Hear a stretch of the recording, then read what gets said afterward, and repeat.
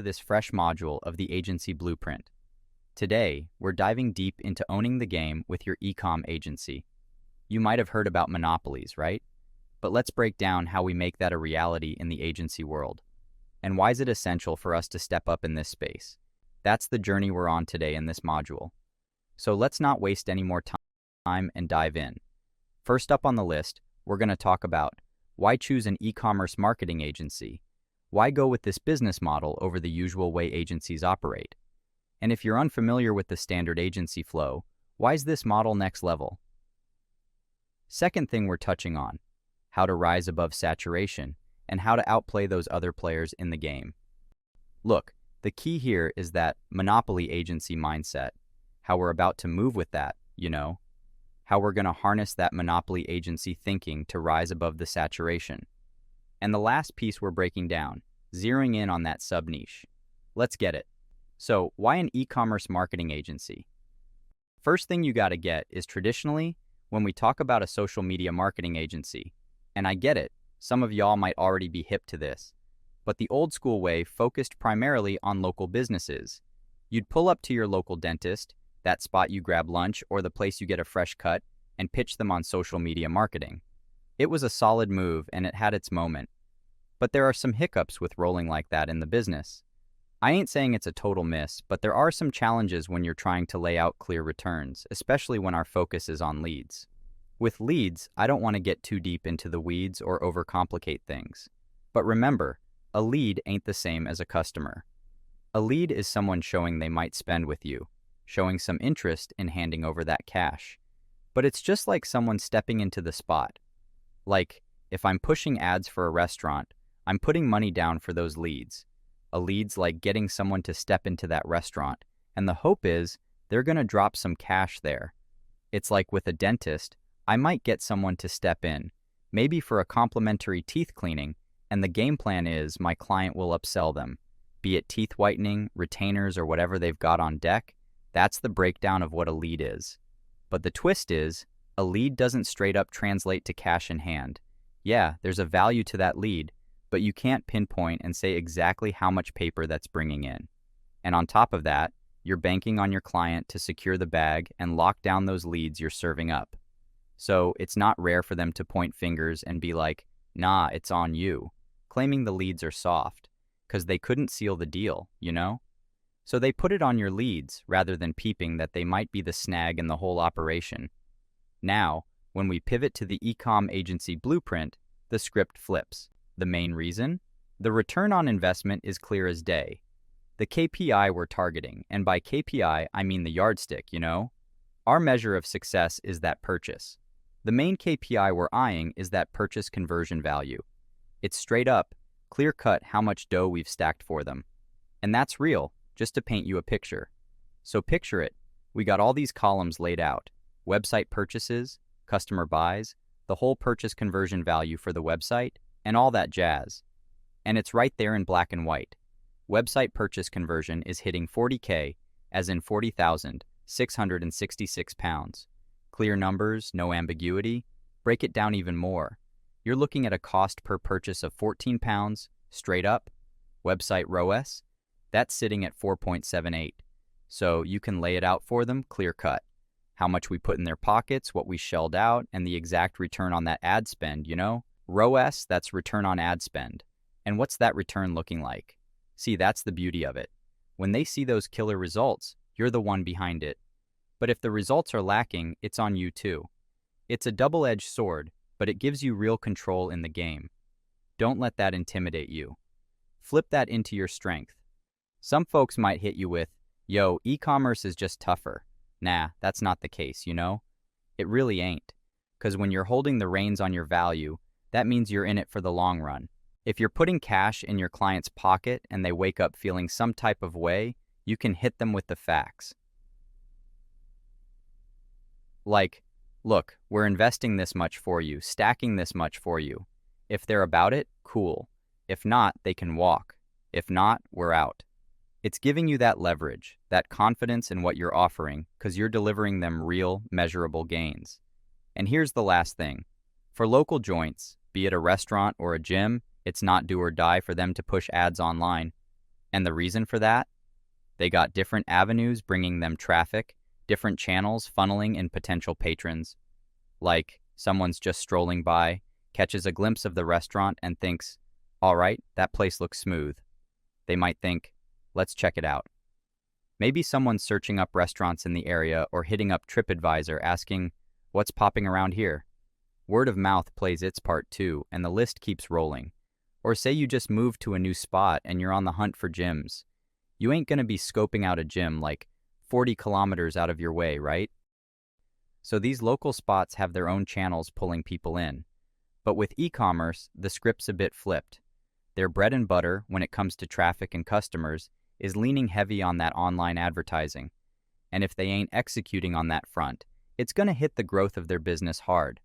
Beyond that, they're watching, seeing other e-com brands turn their hustle into straight-up empires, all off the back of social media marketing. They can't afford to sleep on that.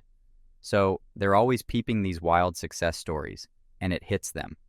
If they don't have a solid, consistent strategy to invest in pulling customers, getting them on their site, and flipping those visits into sales, their business might flatline. Because without that, unless they're working some magic on the organic marketing side, nobody's going to catch wind of what they're offering. Unless they're dropping fire content and catching a wave on TikTok, it's a tough climb for them. And that's the reality for most out there. But for us, that's a win.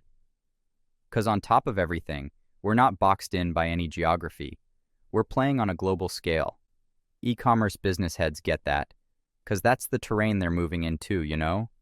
Doesn't matter if you're posted up in Pakistan, India, Spain, France, or wherever, the map ain't holding us back. We're everywhere with it. You can tap in with anyone across the globe, and they're cool with it. They view it as the usual, because that's how they're moving online too. And another thing, where you're from doesn't set limits. Say you're coming up from a developing nation, or you're in a spot where the online business wave hasn't fully hit yet. That's a non-issue. You've got doors open to places like the US, UK, Spain, the whole of Europe, really. Always remember that. Plus, the usual ways folks reach out, those methods hit different with e-commerce clients. Why? Because their whole hustle is online, just like ours. Exactly. Platforms like social media, email, LinkedIn, shooting over a Loom video, and all that, they connect deeper, because these e-commerce folks are plugged in all day. But with local business heads, man, they're on their feet, in the mix, hands-on with their brick-and-mortar operations. It's a different world for them, right? Those e-com bosses, they're already in the digital space.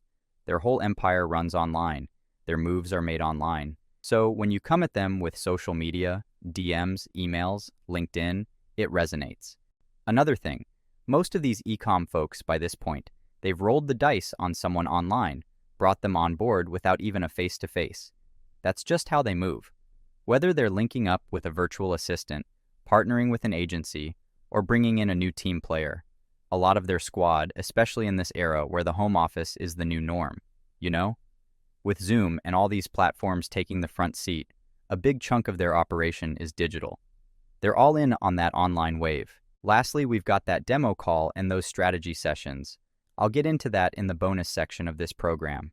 We'll lay it out, give them a front row view of what we bring to the table, breaking it down with processes and results, showing them straight up how we can put more money in their pockets. You know what I mean? And one more thing to keep in mind. Generally, e-com businesses got a better cushion when we're talking profit margins compared to those local spots. We're looking at averages hovering around 50%.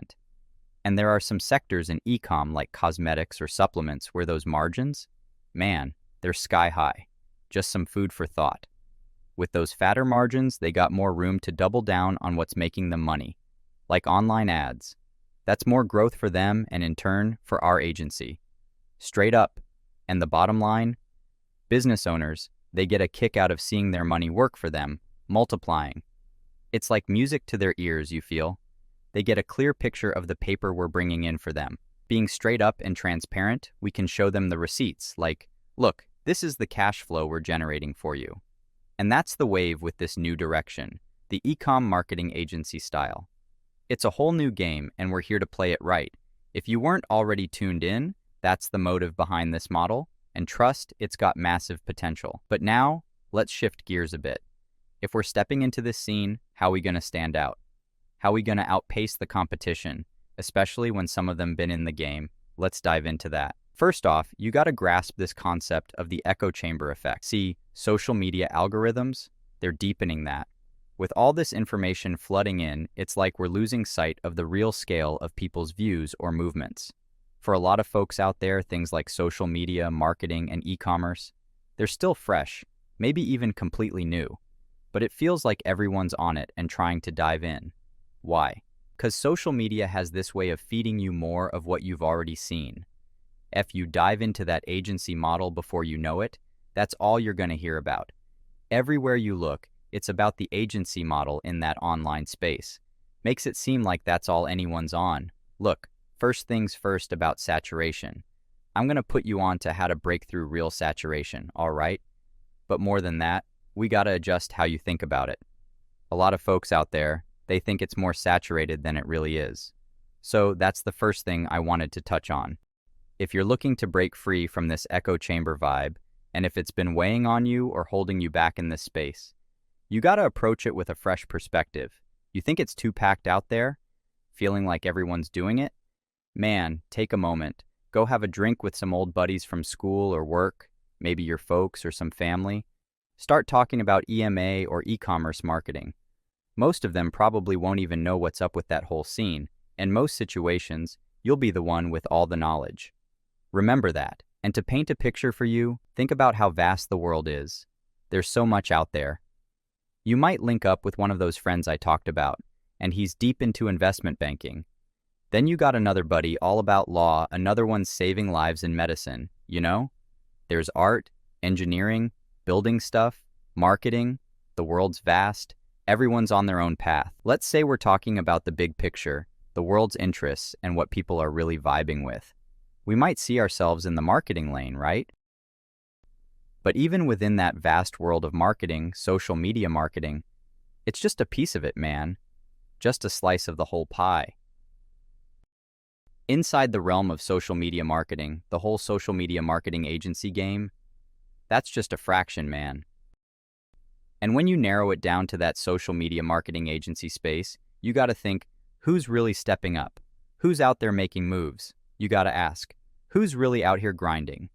Not just those scrolling through videos or hopping into every free Facebook group they see.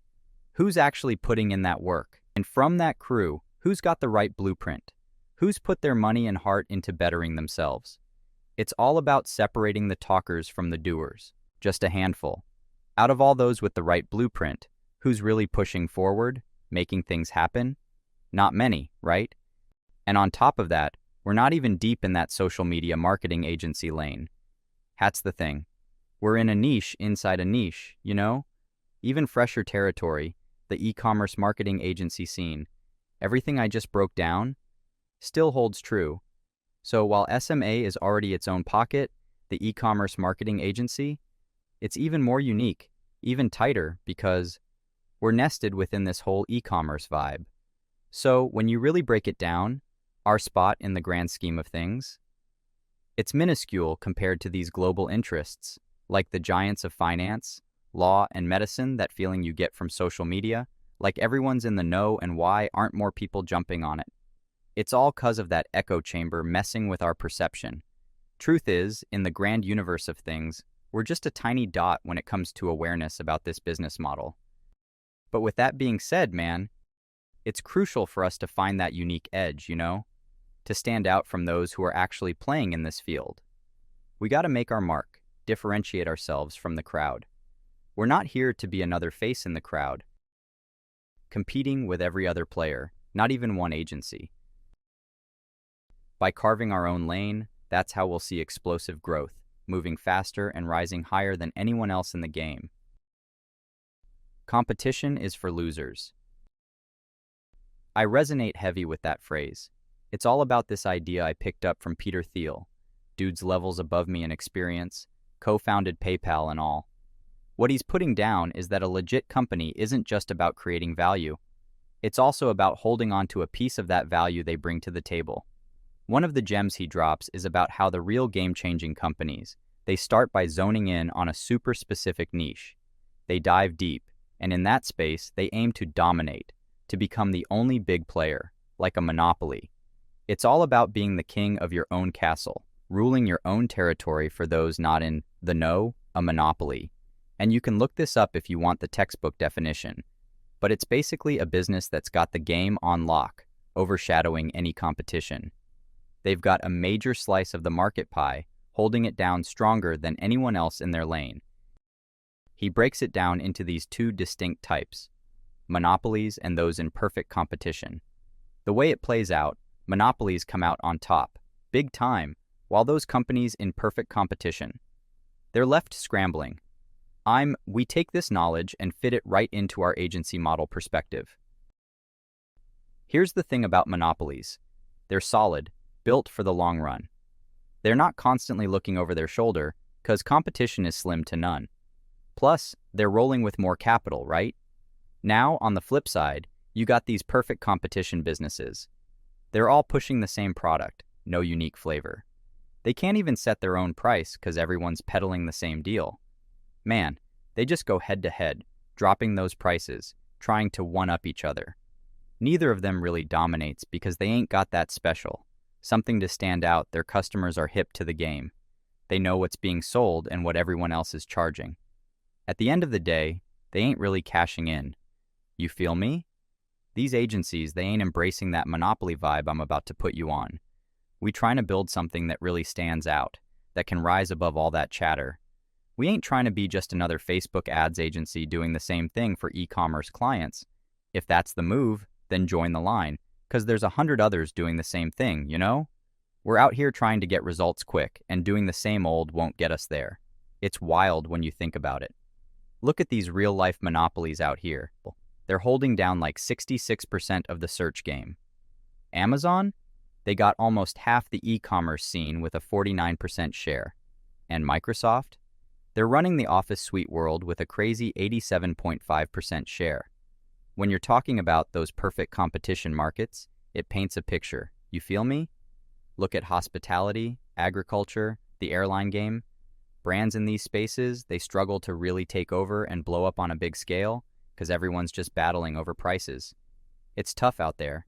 Everybody's out here chasing the same spotlight, you know? So how's this relate to the e-commerce marketing agency vibe? Like I touched on earlier, most folks just dive in and scope out the e-com scene. What's next? They're like, I'm feeling this e-commerce marketing agency thing. I've seen this dude Jamie chatting about it. I gotta get in on this, right? But then they just jump into the whole e-com scene, trying to cater to all e-com clients. Then they quickly see there's agencies like mine, and even bigger ones, you know? Agencies that have been in the game for a minute, holding it down for years. They're already staking their claim in that space. So they're basically stepping to these big-time agencies that got more money, more crew, all that, right? And when they try to make moves against these giants, they end up falling short, man. They just can't keep up and they crash. They get taken out when they try to square up. And the real reason? Because they're trying to face off with the big players. That's the slip most folks make. Jumping into the deep end of a huge market right from the jump. Hey, spot the potential in e-commerce and dive in headfirst. But right there in the deep waters, they're surrounded by sharks. These agencies got more clout, more street cred, been around the block, got the skills, the stories, the wins, and compared to them, you're just trying to stay afloat. You can't outplay them at their own game, man. And on top of that, who wants to be number 4, 10, or even 20 in the scene? All these agency owners that ain't making waves, they're all in the same boat. They get caught up in that same old competition and can't break free. They all out here trying to mimic the next, but end up feeling down because they're just blending in. They trip up aiming for that vast e-commerce scene. And this whole cycle, this inability to stand out, it's causing a wave of what I'd label as Me Too agencies all pitching the same thing, in the same lane, chasing after the same clientele. That ain't the vibe. It's straight up no bueno, eh? So how are we going to sidestep this competition and take down these other agencies? We got to approach this like it's David versus Goliath. Let me break it down for you on how to get the upper hand against the competition. First off, know your opponent. When we step into that premium e-commerce arena, there's really two kinds of agencies we're squaring up against. Let's get into it. There are two types out here. First, you got those do-it-all agencies, you know? They're out here handling everything, from restaurants to clinics, even hair salons. But they're not sleeping on e-commerce either. And then, on the other side, you have those broad e-com agencies. These do-it-all agencies have been on the scene for a minute now. People recognize them. They've built that name. They're out here trying to cover all the bases. Their game is strong because they've got that credibility, that history behind them. They come with those testimonials, those real results, and years of wisdom and knowledge. You know, the flip side to that is they might be spreading themselves too thin. Like, for the e-com agency, they ain't really dialed into any specific sub-niche. They're out here trying to embrace these massive markets, which can be a blessing and a curse. Because when you're trying to capture that big audience, sometimes you might miss out on the specifics, the nuances. It's like they're trying to speak to everyone, and that's a tough game. They're like this massive elephant in the room, you feel me? They're heavy, moving a bit slow because of their size. Personalizing for those sub-niches becomes a challenge when you're that big. But you know, it's not just about understanding their moves. We gotta look inward too, recognize our own strengths and weaknesses. It's like knowing the beat, but also feeling the rhythm within. We gotta know both sides to truly navigate this. Look, let's keep it 100. Here's what's missing from the equation. You might not have that experience under your belt, probably lacking those results and testimonials, and that track record, it's not there yet. But that's just where we're starting from, you know? It's all about the journey and the grind to get there. Yeah, we're lacking that right now, but it's cool. Everyone's got to start from somewhere, even me. All those stories you've heard about, they started from the same place. But what we got going for us is direction. You've put in the time, you've put in the effort. You've got that drive and that hunger, man. It's all about channeling that energy and making moves. The beauty of where you're at? Flexibility. 'Cause you ain't weighed down with all that baggage, not being super established. It's a blessing in disguise. You don't have to juggle all those sub-niches, from restaurants to Linux, diving deep into e-commerce, navigating the wellness scene, and then hopping over to apparel. Nah, you're free from all that. And because you're not tied down, you can move and pivot smoothly. One more thing we've got in our corner: knowledge. We've scoped out the scene so we know the players. If we decide to walk down that broad e-com path, we already got the intel on who we're up against. It's like having the playbook before the game starts. Knowledge is power, and we're coming in informed. Here's the real gem. It's all about that factor of 10 rule, that last move advantage. You don't gotta be the pioneer, the first to step into the scene. Nah, the key is showing up and delivering something that's 10 times more fire than what's already out there. It's not about being first, it's about being the best. Making sure your offer stands out, that's the wave. When you dive into history, it's clear. Look at Microsoft. They weren't the first, but they dominated the OS game for the longest. Google?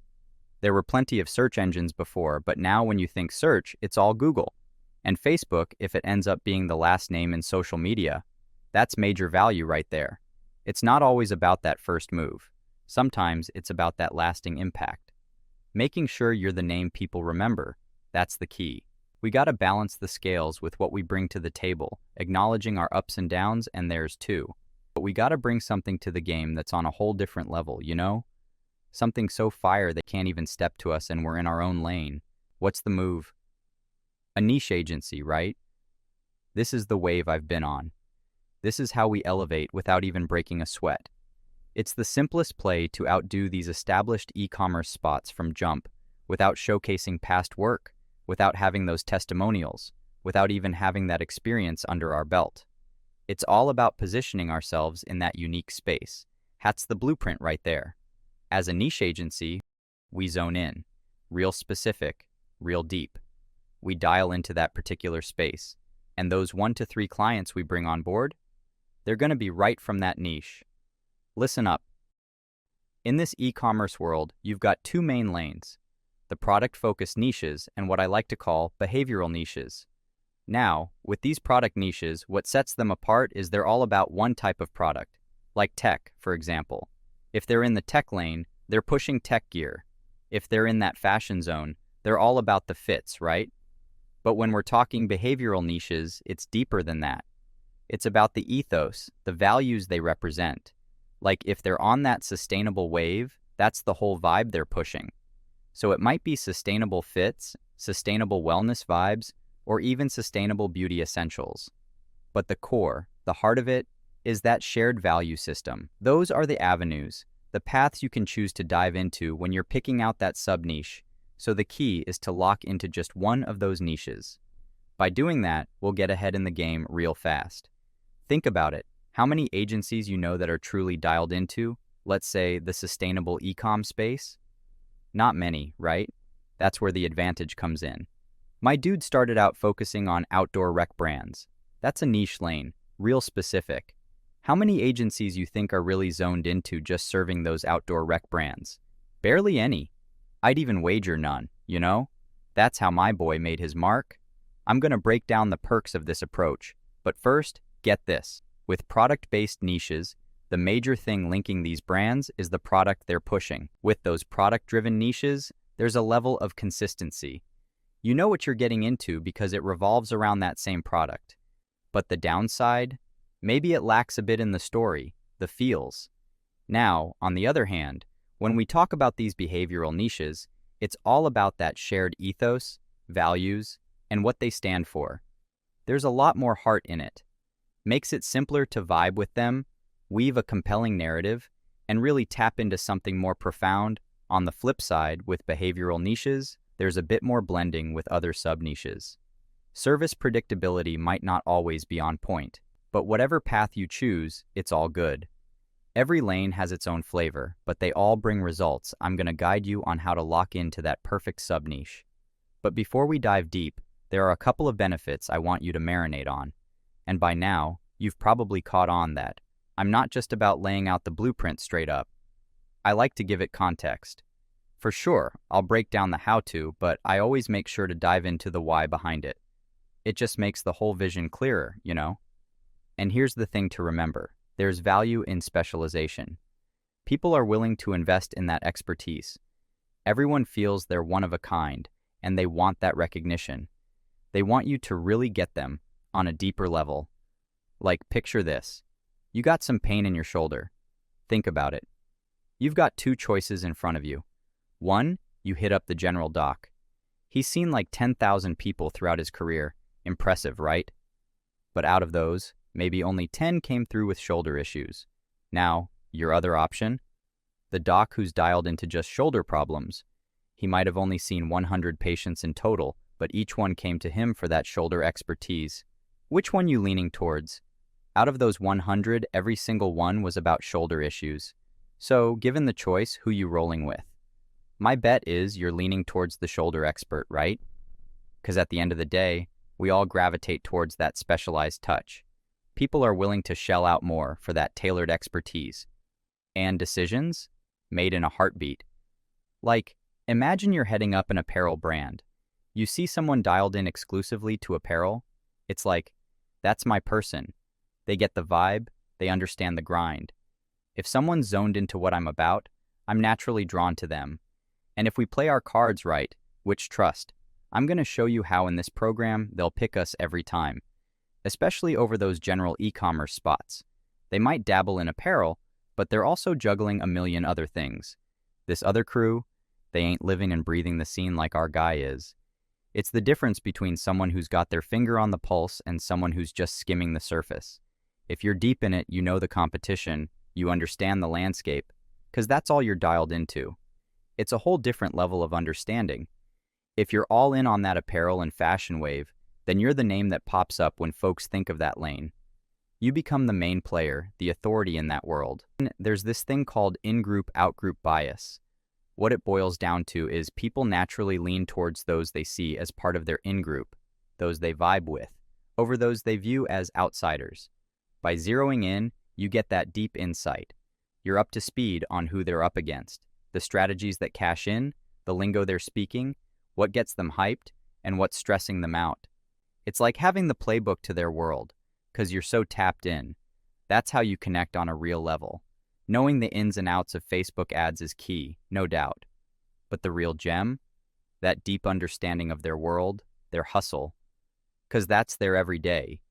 Clients will value and respect that you get their grind, because that's the reality they're living in. It's about more than just ads. It's about understanding their vibe, their journey. We're all drawn to what's familiar, right? We vibe with people who get our world, who are into what we're into. It's just natural to connect with folks who share our passions, our interests, our struggles. Once you lock in with one client in a particular sub-niche, the door just swings wide open. It's way easier to onboard the next one in that same lane. So let's say you're tuned into the apparel scene. Once you've made that first move and got your foot in the door, the rest just flows smoother. When you're all about that apparel life and it's the only thing on your radar, landing that first client becomes more feasible. You're speaking their language, you're in their world. And once you've got one apparel brand vibing with you, the domino effect kicks in. When you're reaching out to other brands in the same scene, having that first client in your corner, it just amplifies your cred. If you're out here casting a wide net over the whole e-commerce landscape, it's a different ballgame. Say you lock in with a tech brand. Cool. But then, if you're shooting for a home decor spot next, having that tech client on your roster helps, but it's not the same seamless fit. By really honing in on that specific lane, not only did we even the odds, but we got that upper hand, right? Against those do-it-all agencies and those e-com spots we talked about. That's like the quickest win you can get. You ain't got to grind for 3 years to catch up, get clients or any of that. Nah, we just zero in on their weak spots. All it takes is how we present ourselves and fine-tuning what we bring to the table. We'll dive deeper into that in the third module on organic. To be honest, those bigger agencies, they're all over the place, kind of bloated if you ask me. It's wild how they can't even keep up with us. And you know why? Because they can't really mold their brand to fit that specific lane like we can. Look, an agency that's been doing everything for everyone for years, they can't just switch up and claim they're solely about tech, right? So if it's between me and them, and we're going head-to-head for a tech client, and I'm deep in the tech scene, maybe even got a client there already, that's going to be my win. They're going to roll with me, no doubt. It's set up for us to take over. By jumping into a more focused market, we can own it in no time. And the wild part? Ain't nobody else moving like this. Nobody's really diving deep into that specific space, man. It's getting hard for them to even catch our vibe now. That's our edge right there. A lot of these agency heads who aren't vibing with my program or soaking in what I'm teaching, they're out here struggling, man. Trying to make moves in this massive sea, going head-to-head with these big bloated e-com giants. It's a tough scene if you don't know the game. So like I said, the last thing I want to touch on, and real talk, this might not be for most out there. If it ain't for you, just let it slide, all right? Especially if you're feeling good with your English game. You know, it ain't gotta be all smooth and polished. But if you're feeling more at ease in your own language, in your own lane, you can definitely focus in on that market when we talk about how deep we should dive. Market size is the big factor.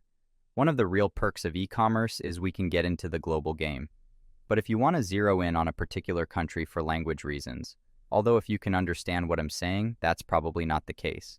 If you're really vibing more with broadening out, don't box yourself into a tight sub-niche in e-com, you know? Especially when you're already narrowing things down with language. Keep it open if you're already focusing on language. That's specific enough. You can really own that space, like diving deep into the German e-com scene or making waves in the French market. Think about it, supporting those French or German e-com brands and really being the go-to in that lane. It's all about finding your groove and dominating. Picture this. Normally, you'd go with something like tech, apparel, fashion, or fitness as your sub-niche, right? But there's a twist. Instead of that usual route, you could take a geographical angle. That's where the game changes. Look, if you ain't feeling that deep dive into sub-niches, just stick with e-com, but put that local twist on it, like focusing on German e-com or French e-com. But only switch it up like that if English ain't your comfort zone, all right? Keep it authentic to where you're at. Remember that 8? With that out the way, let's dive straight into the first worksheets and get everything set up in the program. First order of business, picking your sub-niche. I got you. I'm going to guide you on how to get it right. Alright, right under this video, there's a link for that Picking Your Sub-Niche worksheet. Just hit that link and then tap on this next link to grab a copy for yourself. You want to make it your own, right? So hit that link, and when you land on Wool Docs, just go to File and hit Make a Copy. Super key. Once you've got that sorted, you can put your own spin on it. Don't even try to tweak the original doc. Ensure you make a copy and then do your thing. Like I was saying, locking in your e-com niche, that's your ticket to turn your EMA into that standout agency, cutting through all the chatter out there. Here are some essentials you got to keep locked in your mind, and you can peep this on your own time too. But remember, choosing a lane like tech e-com, that's not a life sentence, man. You ain't tied down to it forever. Don't stress over this too much right now. Once you start bringing in those first clients and you're hitting that 10 stacks a month mark, that's when you can entertain the idea of switching things up, rebranding. By then, you'll have built your rep and capitalized on that early advantage, that little edge you started with. It's not some monumental life choice you're making here. And while every sub-niche has its vibe, there are some that'll just click for you. And trust, as you dive into these questions I'm about to drop on you, it's going to make sense which ones fit your groove best. One more thing, it's all about moving forward, not getting it perfect from the jump. Don't burn weeks overthinking this. Put in the work, analyze it, and once you vibe with a choice, stay loyal to it. No second guessing. Like I mentioned earlier, we already chopped it up about the ups and downs of product-based sub-niches and those behavioral niches. I laid out some examples for you, right? But don't get it twisted thinking those are your only options. Like I mentioned, my guy Tal, he went with outdoor rec, and that wasn't even on the list. It's all about finding what resonates with you. Trust your instincts and think for yourself. The examples I've laid out, consider them a launch pad to get those ideas flowing. You can roll with some I've mentioned, no doubt. I've even thrown in some behavioral sub-niches to consider. But don't sleep on coming up with your own vibe if that's what feels right. There's a few lanes you might want to steer clear of, though. Talking about info products, digital goods, like books or online courses, their sales game is a different beast. I'd suggest you don't get too caught up in that direction. Got some key questions for you? These 4 queries? They're going to guide you in pinpointing that right niche. But one thing I really need you to get? Passion, while it's cool and all, isn't the main ingredient here. It plays a role in the mix, no doubt. But remember, it's more about the vibe you bring to it. Now, if you land on a niche that checks all the boxes from these next 3 questions and gets you fired up, that's a win, man. But just rolling based on pure emotion? That's a quick route to creating something the market ain't vibing with. We can't just be in our own heads, thinking only about what we want. Always got to keep an ear to the streets, feel me? What's the market saying? Who are we serving? What's their real hunger? What are they craving? 'Cause let's keep it real. The market ain't losing sleep over our passions. That whole talk about do what you love or chase your passion, it's not always hitting the mark. We gotta be dialed into what the streets are really asking for. Let's break it down with these questions. Dive deep on this one. First off, what's that sub-niche you've got a little knowledge on or wouldn't mind diving deeper into? Get clear on that, and let's move in sequence. For sure. I've dropped some gems in here that you'll want to peep before diving in. Next up, think about this. What's something you cop or get into just for the love, in your chill time, as a hobby? Jot down like 3 things. Ow, been spotting any waves in the market? Any sub-niche that's shining a bit brighter these days? Is there a lane that's just popping off at the moment? Drop like 3 of them down. Last piece, jot down 3 skills you're already packing. Those could give you a leg up when you're deciding. Once you've reflected on these, the path should be pretty lit up for you. If things are still looking hazy, hit up the community with your questions. But for real, trust your gut. Think for yourself. These questions are designed to get you there. To wrap this all up, after vibing with those 4 key questions, weighing your options and peeping the scene, your e-com lane for your agency should be, well, whatever that answer lights up for you. It's your move, your call. That's the first worksheet in the bag. Now, moving on to the next, it's all about diving deep and really understanding your sub-niche. Right below this video, there's a link to snag that PDF. Do your thing, hit that link, grab a copy so you can tailor it to your vision. The whole vibe with this PDF and the plug and play, it's to get you fully tuned into your sub-niche. 'Cause the deeper you're connected with your service and niche, the smoother you're gonna be at pitching it. It's all about mastering your craft, really understanding your lane. Here's something to chew on. A lot of folks get wrapped up in knowing every little thing about Facebook ads or whatever service they're offering, right? But flip it for a second. What do you think your potential client is more in tune with? Their niche or your service? Think about where their head's at. Their niche, no doubt. Why? Because they're living and breathing that space daily. They're up at night thinking about their competition, ways to elevate their product, how to vibe better with their customers. Rule number one when you're trying to connect: speak on what's already playing in their minds. The deeper you're dialed into your sub-niche, the sharper your shot at bringing them on board. It's all about crafting your message so it's hitting just right, speaking to their heart, and offering real solutions to what's keeping them up. So I've got a few questions lined up for you to dive deeper into understanding your sub-niche. Trust, as you move through this journey, you'll become a master in that lane. And when we touch down on Module 3, we're diving into that organic flow of pulling clients in. Once you're deep in the game, scouting out prospects and vibing in that space, your grasp on that sub-niche, it's gonna skyrocket. Right now, we're just dipping our toes in, getting a feel for the scene, you know? Consider this a warm-up, just getting you in the zone and prepped for what's coming. First thing I want you to think about: who's really running the show in your e-com sub-niche? Break it down. Say you're vibing with pet brands, for example. Do your thing.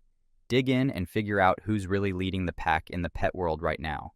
Who's setting the trends? Let's get familiar. Next up, what common vibes are you picking up from these top players? Anything you notice? Maybe they're all about that bundle life, pushing similar deals, or their landing pages have that same look and feel.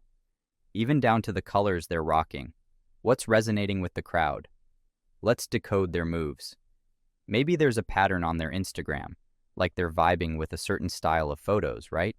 Whether it's in their marketing game or how they're branding themselves. What threads are you seeing? And let's zero in a bit, spotlight the top 3 brands in your sub-niche. So, what's their secret sauce? What's making them stand out in the crowd? Could be they're winning with those unbeatable prices. Or maybe they're killing the game with that lightning-fast delivery, like drop it on your doorstep the next day type deal. Or it could be they're backed up with a ton of love from their customers, racking up those testimonials. Jot this down to really grasp what's hitting hard in that specific sub-niche. Now, what's their crown jewel? That best-selling product? If it's not straight up in your face, a good hint might be what they're showcasing front and center on their homepage, or the one getting all that review love. Drop in that link to where the magic happens, the landing page for their star product if you can. Got it? Cool. Now, dive into those landing pages, especially for those bestsellers. When you're in there, what's the vibe? Any patterns or common threads that you're picking up on those pages? What's jumping out at you? It could be a slick testimonial from a happy customer, those shining 5-star reviews catching your eye, or maybe they're flaunting that smooth checkout process. Whatever's popping out at you, make sure you jot it down. Last up, let's dive into their Facebook ad game. Swing over to their Facebook page, hit up that page transparency, and click on See Ads. When you're in there, what's their move? Specifically for that top seller. What's their ad copy saying? How are their creatives looking? Take notes on how they're pushing that bestseller to the front lines. Drop those screenshots down here so you have a visual reference to come back to. Remember, as we progress into Module 3, you'll be diving even deeper. But for now, this exercise, it's like a warm-up, getting your head in the game, getting you tuned into their frequency. And then, one last thing, check out their About Us section. It's where they spill on who they are and what they're all about. Take that in, feel their story, and see how they present themselves to the world. Dive into that About Us and see what they're putting out there. What's their big mission? What's driving them? And from that, cherry pick 3 to 4 words that they're leaning on heavy. Like if they're talking transparency, jot that down. If they're throwing around words like passionate when talking about pets, make a note of it. These are the vibes they're putting out, and understanding that, it's crucial. Keep an ear out for the language and the tone they're using. So if they're out here using terms like no animal testing, animal-friendly, pet-centric, or owner-focused, make a note of all that. Those aren't just words, they're the heart and soul of what they're about. They're speaking to their core audience with that lingo. By getting these words and phrases down, you're not just reading their marketing game, you're really tuning into their vibe and what they stand for. It's all about getting deep into the mindset of that sub-niche. So, by the time you've wrapped up with this sheet, you should be feeling pretty plugged into what makes your specific sub-niche tick. This ain't the finish line. Throughout this journey, you're going to master your lane. A lot of the insight, that's on you. You're going to find yourself vibing with your specific lane, really connecting with it. And trust me, when you start linking up with these companies, you'll see the depths of it. Look, it's straightforward. Finish up that picking your sub-niche sheet, and also dive into the understanding your sub-niche one. Don't sleep on them. Get them done. And with that vibe, I'll catch you in the next session.